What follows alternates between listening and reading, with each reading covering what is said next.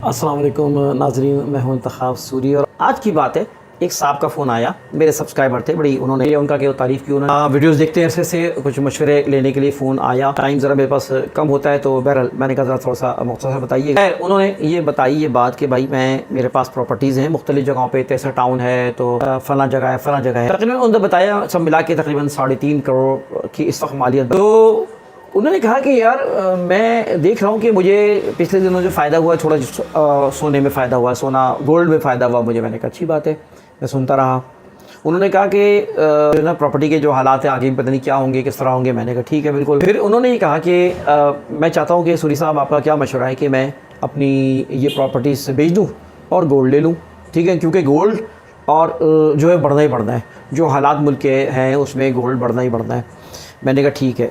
तो मैंने कहा ठीक है, आपकी मर्ज़ी है, आप कह सकते हैं, सोच सकते हैं। मैंने उस पर ये कहा उनसे कि बस ये मशवरा दिया कि भाई आप जल्दबाजी में फ़ैसला नहीं करिएगा और प्रॉपर्टी एकदम ये नहीं कि पूरी की पूरी प्रॉपर्टी आपने बेच दी। आप अगर बेचना है ना तो आप पहले मार्केट को देखिए, नुकसान में ना बेचें। कह रहे हैं अभी भी मुझे नुकसान तो हो रहा है।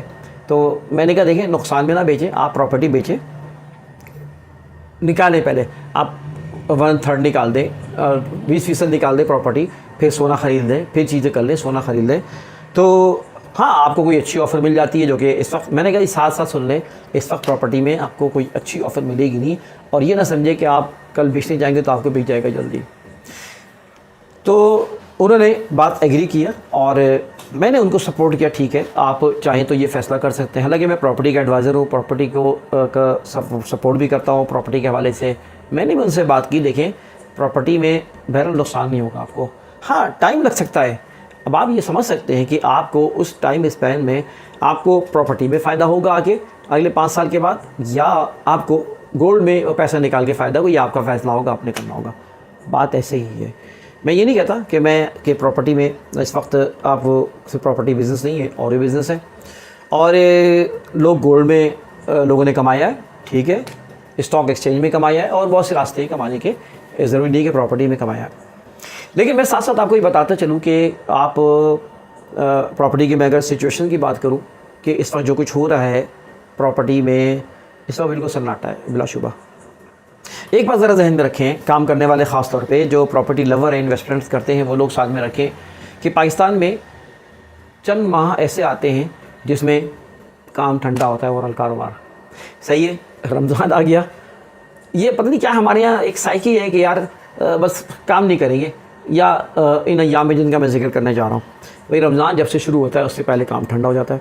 अब रमज़ान ख़त्म हो गया, ईद आ गई, ईद ख़त्म हो गया तो फिर उसके बाद जो है ना वो बकरीद की तैयारी शुरू हो गई। 20 दिन पहले 25 दिन पहले जो है हमारे जानवर ख़रीदे जा रहे हैं। भाई लग रहा है कि सब कुछ वही है जानवर, ठीक है ना, वो हल्ला गुल्ला चल रहा है। अब इन्वेस्टर भी अपना पैसा वहाँ डाल देता है कमाने के लिए। इस दफ़ा तो फ़ायदा भी हुआ ऐसे जानवरों में लोगों को ना, क्योंकि जानवर शॉर्ट हो गया या महंगा मिल रहा था, महंगाई लोगों ने बेचा। तो मैं कहने का मकसद है कि बकरीद आ जाती है। अब बकरीद ख़त्म हुई तो मुहर्रम आ गया, तो मालूम चला 4, 6, 5 महीने ऐसे ही निकल जाते हैं हमारे यहाँ और काम नहीं होता। अच्छा, अब उससे पहले क्या था, इलेक्शन नहीं हो रहे थे, इलेक्शन हो गए। उससे पहले जो भी टाइम गुजरा है वो बड़ा ख़राब था, इसलिए कि गैर यकीनी कैफियत थी। एक अनसर्टिनिटी जब होती है, जैसे कहते हैं गैर यकीनी कैफियत, तो इन्वेस्टर पैसा रोक लेता है, लोग अपना पैसा रोक लेते हैं कारोबार में और दीगर जगह इन्वेस्टमेंट नहीं करते, हाथ रोक लेते हैं। इसलिए कि गैर यकीनी कैफियत में पूरी दुनिया में ये मामला हर जगह ही होता है। तो जनाब ये है कि जब ये टाइम गुजर जाता है, ये टाइम हो जाता है, इसमें मामला ख़राब होते हैं। तो ये पिछला दौर बड़ा ख़राब था। अब 2 बातें मेरे ज़हन में रखें, मैं जो कहना चाह रहा हूँ। एक तो आज का दौर जिसमें प्रॉपर्टी पे टैक्सेस लग गए हैं, महंगाई हो गई है, हालात ख़राब हो गए हैं और मुल्क में सब बेचैन हैं, परेशान हैं, बिजली के बिलों ने ऐसी की तैसी फेर दी है, ठीक है ना। हुकूमत की हरकतें, हमारे हुक्मरानों के अय्याशियाँ थीं, जो सियाकारियाँ थीं और जो सरकारी इदारों ने लूटा और हुक्मरानों, मतलब सारी वो चीज़ें जिसके नतीजा हम और आप भुगत रहे। अब वो महंगाई सब की सूरत में, तो एक तो ये कंडीशन होगी कि इस वक्त हालत दरअसल वर्स्ट माशी हालात ख़राब हो गए और आगे भी खौफ है। दूसरी कंडीशन दोस्तों ये है कि आप ये जो मैंने सारी सिचुएशन बताई हालात की, ये एक अलग चीज़ है। जो ये हालात गुजरे हैं ना, इसकी वजह से कारोबार ख़राब था, प्रॉपर्टी डिस्टर्ब थी, लेकिन अब थोड़े हालात अब बदलेंगे, जब ये मुहर्रम ख़त्म हो जाएगा। 10 मुहर्रम के बाद मार्केटें थोड़ी बेहतर होना शुरू हो जाएगी, लोगों के अंदर एक्टिविटीज़ आना शुरू हो जाएगी, आपके भी प्रॉपर्टी के काम में भी कुछ बेहतरी आप पाएंगे। ये मैं बता दूं कि प्रॉपर्टी में अभी लोगों की जेन्युइन ख़रीदो फ़रोख्त रहेगी। जेन्युइन ख़रीदो फ़रोख्त कभी ख़त्म नहीं होगी, ठीक है ना। जो जिनको मकान ख़रीदना है ज़रूरी है, जिनका बंटवारा हुआ है घर में, ख़ानदान में, ठीक है, जिसने कुछ ना कुछ अपना घर बनाना है, अपनी बिल्डिंग बनानी है, अपार्टमेंट लेना है, तो वो जेन्युइन है, उनको लेना ही लेना होगा। जिनको बेचना है मजबूरी में, ठीक है, उनको बेचना ही है, बंटवारा करना है या अपनी कोई और ज़रूरत है जिसकी वजह से प्रॉपर्टी बेचना है तो होगा। किराए के काम तो चलता ही रहेगा। तो मकसद ये है कि इस वक्त जो जेन्युइन काम है, जो नेचुरल काम है, वो ना कभी ख़त्म हुआ है ना कभी ख़त्म होगा। और आज बहुत से जो स्टेट्स चल रही हैं, एजेंसियां चल रही हैं, वैसे अक्सर कई एजेंसियाँ बंद हो गई हैं, और उसमें यह है कि जो वजह यही है कि वो उनके जेन्युइन काम की एक फुटेज है, उनकी अपने PR है, जिसकी वजह से मामला चल रहा है।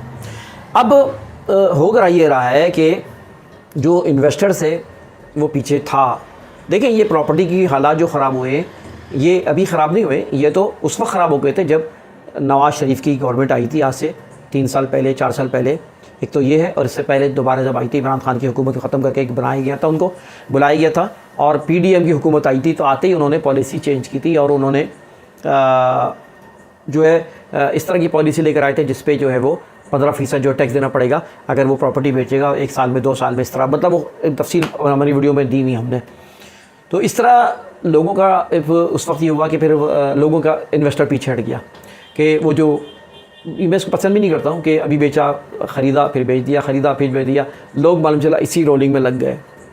आज कई इलाक़ों में प्राइस बढ़े इसी वजह से कि हमारे यहाँ इंडस्ट्री से कूद के, इधर से कूद के उसमें आ गए और ख़रीदो फ़रोख्त में लग गए। गवर्नमेंट ने इसको रोकने की कोशिश की, इससे इन्वेस्टर पीछे हट गया। जब इन्वेस्टर पीछे हटता है तो चाहे कि बहुत बड़ा असर पड़ता है मार्केट के ऊपर। तो एक तो ये बात नेचुरल थी कि इन्वेस्टर पीछे हटा इसीलिए कि उसको वो फ़वाइद नहीं मिल लेते, गेन टैक्स के ऊपर उसको प्रॉफिट देना पड़ता, गेन टैक्स के ऊपर देना पड़ता था। अब यहाँ पे सिचुएशन ये है कि इस वक्त मज़ीद ये टैक्सेस बढ़ा दिए गए हैं, यानी फाइलर के ऊपर मसला नहीं है ज़्यादा, ठीक है ना।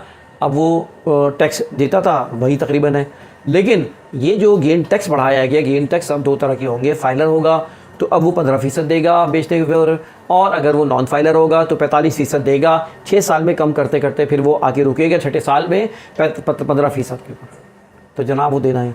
दूसरी एक और ख़तरनाक चीज़ होने वाली है, वो ये है कि अब वैल्यूएशन बढ़ रही है। अब आपके हमारे जो हम जो सुनते थे ना कि भाई आपकी जो है ना इस जगह की कैटेगरीज़ बना दी गई थी, ठीक है ना, क्लिफ्टन की कैटेगरी, जौहर की कैटेगरी, फेडरल एरिया की कैटेगरी, इन कैटेगराइज़ कर दिया था पूरे शहर को, मुल्क को। अब वो कैटेगराइज सिलसिला ख़त्म कर रहे हैं, या तो उसको बढ़ा देंगे ज़्यादा, या ये कि थर्ड पार्टी वैल्यूएशन का सिलसिला हो जाएगा, जिस तरह रेंट में किया गया है 0.07% रेंट देना होगा। वैल्यूएशन खुद वो इदारा, उनका थर्ड पार्टी वो करेगी, तो थर्ड पार्टी कॉन्ट्रैक्टर होंगे, वो वैल्यूएशन करेंगे, उसके ऊपर फिर बाजा बजेगा। तो अब ये होगा कि जेन्युइन काम रह जाएगा और जो इन्वेस्टर है वो जो है पीछे हटेगा। हाँ, ये बात है कि प्रॉपर्टी, मैंने फिर यही कहूँगा कि प्रॉपर्टी में नुकसान नहीं है। क्यों? इसलिए कि प्रॉपर्टी आज नहीं तो कल, यानी 5 साल, 10 साल, 15 साल बाद अपनी वैल्यू बढ़ाएगी। ये भी बता दूं कि वैल्यू अभी गिरेगी, प्रॉपर्टी की वैल्यू गिरेगी, इलाकों में गिरनी चाहिए। मैं तो खुश होता हूँ, इसलिए कि मैं चाहता हूँ कि आवाम को फ़ायदा हो, पब्लिक को फ़ायदा हो। गरीब बेचारों को घर नहीं मिलता, किराए दे दे के मर गया है। किराए के साथ साथ अब जो ये मज़ीद मौत खड़ी होती है बिजली की मदों में या फला की मदों में, इसने और जान ले ली है।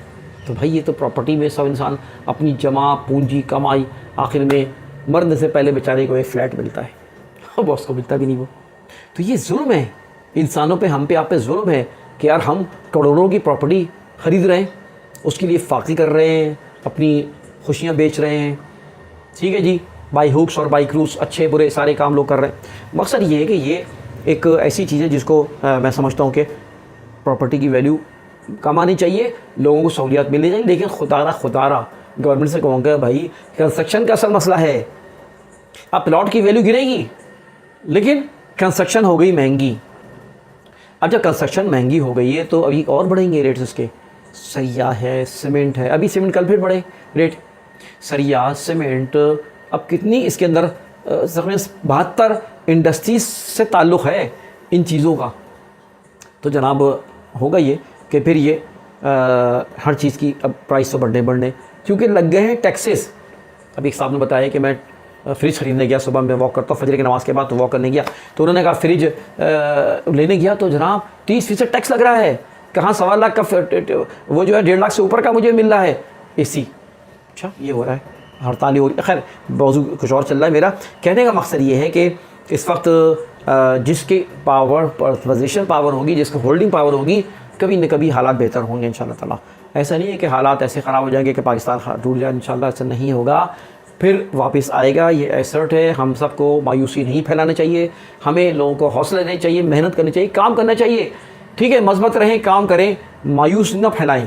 ठीक है ना, एक दूसरे को हौसला दें, हौसला देने का वक्त है, हम फाइट करेंगे मिलके तो हम दोबारा एक बहाल हो सकती है। तो मैं कहना ही चाह रहा हूँ कि प्रॉपर्टी जो है ना बिलाशुबा इस वक्त प्रॉब्लम्स में आएगी, लेकिन ये है कि असल बात क्या है इस वक्त, एक तो काम की अपॉर्चुनिटी पैदा होगी मुहर्रम के बाद, लेकिन एक और बात ये कि खौफ ज़्यादा है, खौफ बहुत ज़्यादा है कि प्रॉपर्टी पे टैक्सेस नहीं लगे, इतने टैक्सेस प्रॉपर्टी पे। मैं समझता हूँ इस वक्त इस लिहाज से अगर देखा जाए कि फाइलर के लिए कोई ख़ास फ़र्क नहीं पड़ा, 3%, 3.5%, 4% बस, पहले भी 3% था। ठीक है, तो इस तरह जो है ना प्रॉपर्टी पे फाइलर को मसला नहीं हुआ। और ये जो गेन टैक्स बढ़ा है ना, ये भी वो प्रॉपर्टी ख़रीदी जाएगी मेरे इल्म के मुताबिक, मेरी नॉलेज के मुताबिक, जो वो ये है कि अगले जो ये जो 1 जुलाई है ना, 1 जुलाई जो शुरू हुआ है, यहाँ से प्रॉपर्टी जो है ना जो ख़रीदी जाएगी उसके ऊपर गेन टैक्स दिया जाएगा 15% या 45%। तो कोई मसला नहीं, उससे पहले की प्रॉपर्टी में आपको नहीं देना पड़ेगा उस तरह टैक्स, गेन टैक्स, वो भी गेन टैक्स जो प्रॉफिट में से देना पड़ता है। तो दोस्तों मैं नहीं समझता कि प्रॉपर्टी के हालात इतने बुरे हो जाएंगे।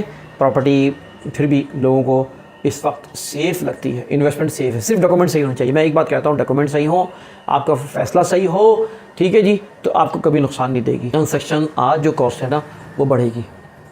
आज जो मकान बनाएगा वो 1 साल बाद वैल्यू उन्हीं चीज़ों की और बढ़ जाएगी। यानी 1 साल बाद जो बनाना शुरू करेगा तो ये इन पैसों में नहीं बनेगा, महंगा बनेगा, उससे अगले साल और महंगा बनेगा, अगले 3 साल के बाद अगर वो बनाने खड़ा होगा तो पैसे कहीं से कहीं पहुंच जाएंगे। तो भाई लोग तो ये चाहेंगे ना कि जो बनाया ले लो वो ले लो इसलिए कि वो सस्ता पड़ेगा उनको। तो इस लिहाज से प्रॉपर्टी की वैल्यू नहीं गिरती। वक्ती तौर पे खौफ होगा, धचका लगेगा तो आपको महसूस होगा, लेकिन प्रॉपर्टी की वैल्यू नहीं गिरेगी, बढ़ेगी। तो आज करेक्शन करा लें, बेहतर है, आज तामीर कर लें तो गनीमत है। इसलिए कि आप जब 3 साल बाद 2 साल बाद बनाने जाएंगे तो आपको चीज़ें बड़ी महंगी पड़ेंगी। This is the best time to construct, और गवर्नमेंट भी इस पर सपोर्ट करे और उसको इसके ऊपर रिलीफ दे कंस्ट्रक्शन के ऊपर, ताकि लोगों को घर मिल सके।